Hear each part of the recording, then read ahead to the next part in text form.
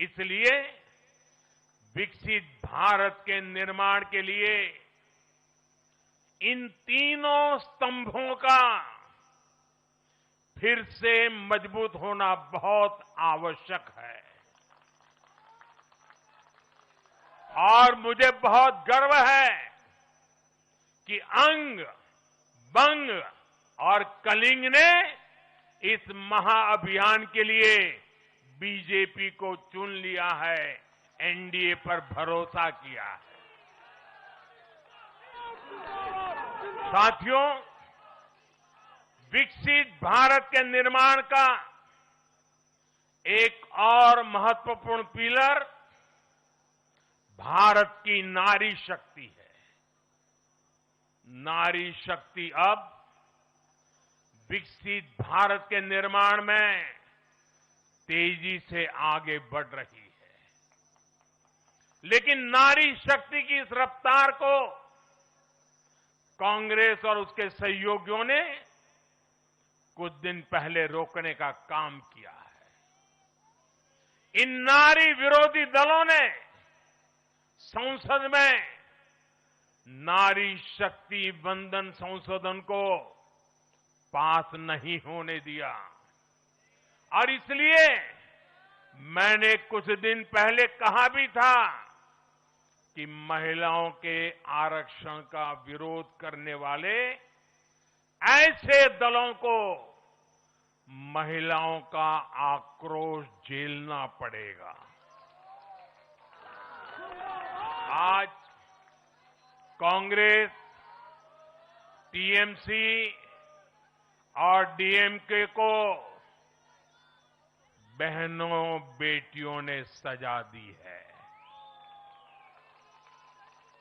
केरलम में लेफ्ट के 10 सालों के कुशासन का फायदा कांग्रेस को जरूर मिला है, लेकिन मुझे विश्वास है केरलम की बहनें भी अगले चुनावों में कांग्रेस को जरूर सबक सिखाएगी। साथियों, जिस समाजवादी पार्टी ने संसद में महिला आरक्षण को रोका है, उसे भी यूपी की महिलाओं का आक्रोश सहना पड़ेगा। महिला विरोधी समाजवादी पार्टी कुछ भी करके अपने पाप को कभी धुल नहीं पाएगी। साथियों, आज हम भारत की राजनीति में एक और बड़ा बदलाव देख रहे हैं। आज पूरे देश में एक भी राज्य ऐसा नहीं है जहां कम्युनिस्ट पार्टी की सरकार हो।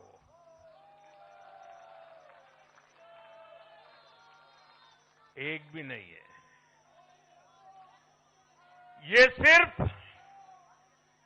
सिर्फ सियासत का बदलाव नहीं है, ये सोच का बदलाव है।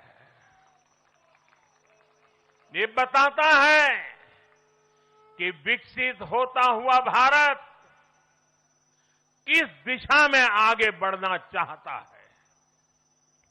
आज का भारत अवसर चाहता है, विकास चाहता है, विश्वास चाहता है।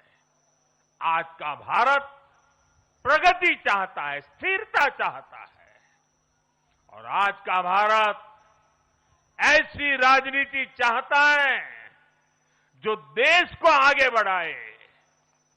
लेकिन साथियों, दुर्भाग्य से आज की कांग्रेस बिल्कुल विपरीत दिशा में चल पड़ी है।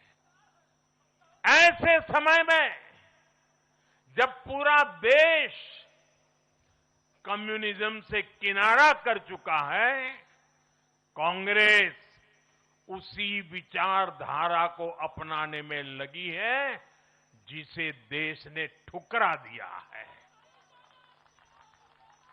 जो माओवाद जंगलों में समाप्त हो रहा है, वो अब कांग्रेस में अपनी जड़ें मजबूत कर चुका है और इसलिए कांग्रेस अर्बन नक्सलियों का गिरोह बनती जा रही है।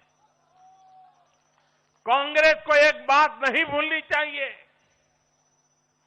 जिस विचार को जनता ने ठुकराया उसे जो अपनाएगा जनता उसे भी ठुकराएगी। साथियों, आज देश का हर राज्य भी एक दूसरे से लड़कर नहीं, एक दूसरे के साथ मिलकर आगे बढ़ना चाहता है। इन चुनावों ने इस संदेश को भी बहुत स्पष्ट किया है। बंगाल, तमिलनाडु और केरल में जिन 3 सरकारों को जनता ने सत्ता से बाहर किया, उनकी एक समान पहचान थी, विभाजन की राजनीति। यही उनकी पहचान थी। उनकी राजनीति जोड़ने की नहीं, तोड़ने की थी। कभी भाषा के नाम पर विवाद खड़ा किया गया, कभी खाने पीने की आदतों को लेकर समाज को बांटने की कोशिश हुई और कभी अपने ही देश के लोगों को बाहरी तक कहा गया। लेकिन भारत की जनता ने इस राजनीति को साफ जवाब दिया है। देश ने बता दिया है कि उसे विवाद नहीं, विकास चाहिए, विभाजन नहीं, विश्वास चाहिए।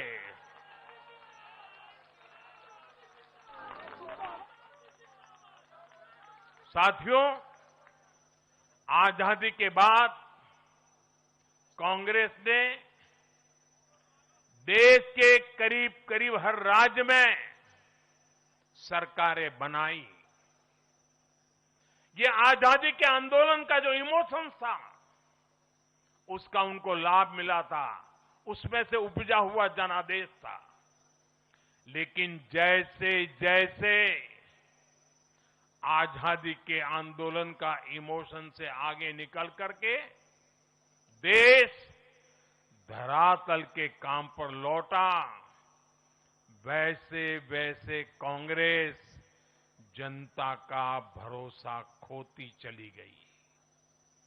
बीते दशकों में देश ने युवाओं की अनेक पीढ़ियां जोड़ी है, लेकिन कांग्रेस घटती ही चली गई है। कांग्रेस देश की संस्कृति को नहीं समझ पाई, देश की संवेदनाओं को समझ नहीं पाई। कांग्रेस एस्पिरेशंस की राजनीति जानती ही नहीं है। साथियों, बीजेपी के लिए भारत और भारतीयता के भाव से बड़ा और कुछ भी नहीं है। हमारे लिए भारत सब कुछ है, भारतीयता सब कुछ है। और बीजेपी सिर्फ नेशनल पार्टी है, इतना ही नहीं है, ये रीजनल एस्पिरेशन से नेशनल एम्बिशंस को पूरा करने वाली पार्टी है। इसलिए बीजेपी अपने विचार, विजन और विकास के विश्वास पर खरा उतरकर देश की पसंद बन रही है, जनता जनार्दन के आशीर्वाद प्राप्त कर रही है। भाजपा परिवार की नहीं, जमीन से जुड़ी राजनीति करती है। इसलिए आज नॉर्थ ईस्ट भाजपा से जुड़ता है। इसलिए आज पूरा आदिवासी अंचल बीजेपी को इतना प्रचंड जनादेश दे रहा है। इसलिए देश के मछुआरों का भूतपूर्व समर्थन बीजेपी के साथ है। इसलिए देश के किसानों की पसंद बीजेपी है। साथियों, लोकतंत्र में जनता की आकांक्षा सर्वोपरि है। तमिलनाडु की जनता ने एक नया प्रयोग किया है। मैं यूडीएफ को भी बधाई देता हूं। मैं तमिलनाडु और केरलम की जनता को विश्वास दिलाता हूं कि भारत सरकार इन राज्यों के विकास के लिए भी कंधे से कंधा मिलाकर चलेगी। साथियों, हम बंगाल, असम और पुडुचेरी की जनता की हर उम्मीद, हर अपेक्षा को अपनी सेवा से पूरा करेंगे।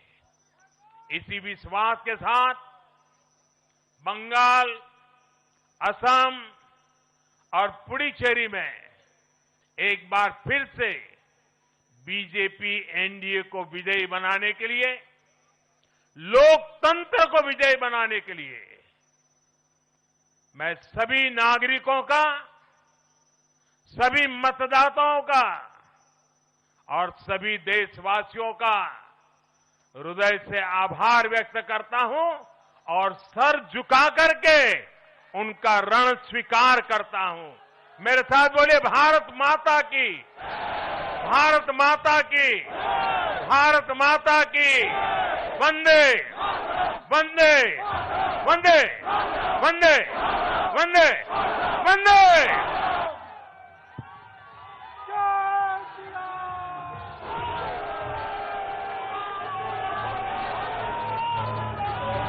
কালো মেঘের ছায়া যে আছে এই বাংলার বুকে, ভয়ের চোটে আমজনতা পড়ছে ধুকে ধুকে। কালো মেঘের ছায়া যে আছে এই বাংলার বুকে, ভয়ের চোটে আমজনতা পড়ছে ধুকে ধুকে। শিক্ষার মান নিম্নগামী, আইন সর্বশেষ, বেকারত্বের জ্বালায় যুবক পালায় অন্য দেশে। পায়ে পায়ে খাচ্ছে ঠেলা নাগরিক অধিকার। পাল্টানো সরকার চাই বিজেপি সরকার, পাল্টানো সরকার চাই বিজেপি সরকার, পাল্টানো দরকার চাই বিজেপি সরকার।